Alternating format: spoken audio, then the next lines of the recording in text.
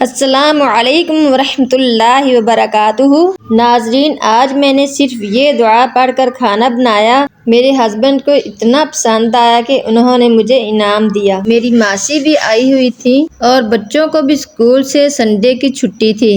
ہم سب نے فجر کی نماز پڑھی اور قرآن پاک کی تلاوت کی، اور ماسی نے بھی قرآن پاک کی تلاوت کی، اور ہم صبح ٹائم سے ہی کھیتوں میں گئے۔ بچے بہت زیادہ خوش تھے، انہوں نے کچے کنوں اور مالٹے بھی توڑ کر کھائے، اور پھر ہم سب نے مل کر لوبیا کی پھلیاں توڑی۔ بچے کھیتوں پر جا کے بہت خوش تھے، کیونکہ ہم کبھی کبھی کھیتوں میں جاتے ہیں۔ ہمارے کھیت دور ہیں ہمارے گھر سے۔ ہمارے کھیتوں میں لوبیا کی صرف 2-3 بیلیں تھیں، لیکن وہ کافی بڑی ہو گئی ہیں اور پودوں پر چڑھ گئی ہیں، تو ماشاءاللہ کافی زیادہ پھلیاں لگی ہیں ان کو۔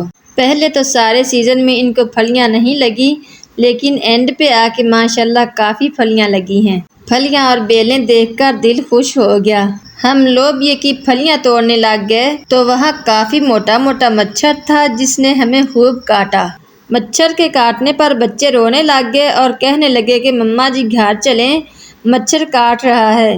ہم نے جلدی پھلیاں توڑی اور واپس گھر آ گئے۔ ہمارے لوبیا کے پاس ہی ایک گرونٹے کا پودا ہے جو بہت خوبصورت لگتا ہے۔ میں نے اس کی بھی تھوڑی سی ویڈیو بنا لی۔ اس کا پھل ایسے لگتا ہے جیسے کھانے والی کوئی چیز ہو۔ اس کا پھل کھاتے نہیں ہیں، یہ صرف سجاوٹ کے لیے ہی ہوتا ہے۔ گھر آ کر ماسی نے سوکھی ہوئی پھلیاں علیحدہ کر دیں اور گرین پھلیاں الگ کر دیں۔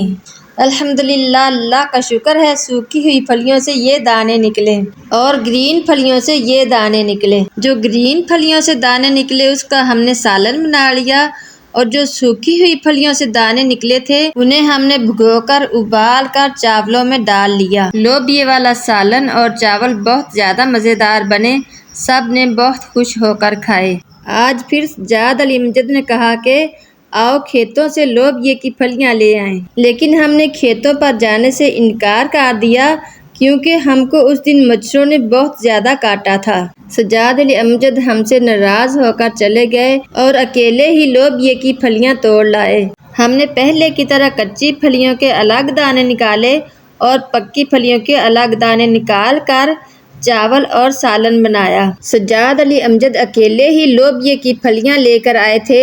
ہم مچھروں کی وجہ سے ان کے ساتھ کھیتوں میں نہیں گئے تھے، تو اس وجہ سے وہ ہم سے ناراض تھے اور ہمیں کہہ رہے تھے کہ کیا میں انسان نہیں ہوں، مجھے مچھر نہیں کاٹتا۔ سجاد علی امجد کی ناراضگی کی وجہ سے میں بہت پریشان تھی۔ میں بچوں سے کہہ رہی تھی کہ پتہ نہیں آپ کے پاپا آج کھانا کھائیں کہ نہ، وہ ہم سے ناراض ہیں، ہم ان کے ساتھ کھیتوں سے پھلیاں لینے نہیں گئے۔ اگر میرے ہسبینڈ کسی وجہ سے ناراض ہو کر کھانا نہ کھائیں تو میں بھی کھانا نہیں کھاتی جب تک وہ کھانا نہ کھائیں۔ جب وہ کھانا کھاتے ہیں تو پھر ہی میں کھانا کھاتی ہوں۔ میرا کھانا کھانے کو دل ہی نہیں کرتا جب تک میرے ہسبینڈ کھانا نہ کھائیں۔ جب وہ کھانا کھاتے ہیں تو پھر میں کھانا کھاتی ہوں۔ تو ناظرین، میں بہت پریشان تھی، پتہ نہیں آج بھی کھانا کھائیں کہ نہ، وہ ہم سے ناراض تھے۔ جب میں نے کھانا پکانے کے لیے پیاز کاٹنے شروع کیے، تب ہی میں نے اعوذ باللہ من الشیطان الرجیم بسم اللہ الرحمن الرحیم پڑھ کر درود ابراہیم پڑھا اور یہ دعا پڑھنا شروع کر دی۔ یا حی یا قیوم برحمتک استغیث اللہم رحمتک ارجو فلا تکلنی الی نفسی طرفۃ عین واصلح لی شأنی کلہ لا الہ الا انت۔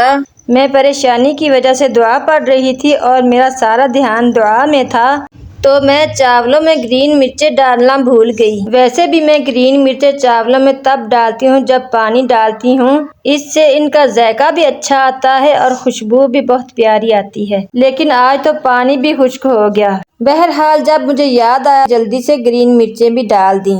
الحمدللہ، اللہ رب العزت کا لاکھ لاکھ شکر ہے کہ مجھے اس دعا کے پڑھنے کی برکت سے اسی وقت اللہ رب العزت نے 3 چیزیں عطا فرمائیں۔ ایک تو جب میرے ہسبینڈ گھر آئے تو وہ خوش تھے۔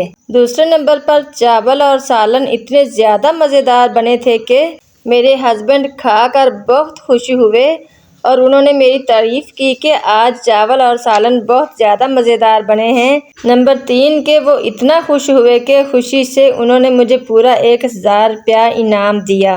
انعام ملنے پر بچے بھی بہت زیادہ خوش ہوئے اور مجھے گلے ملنے لگ گئے۔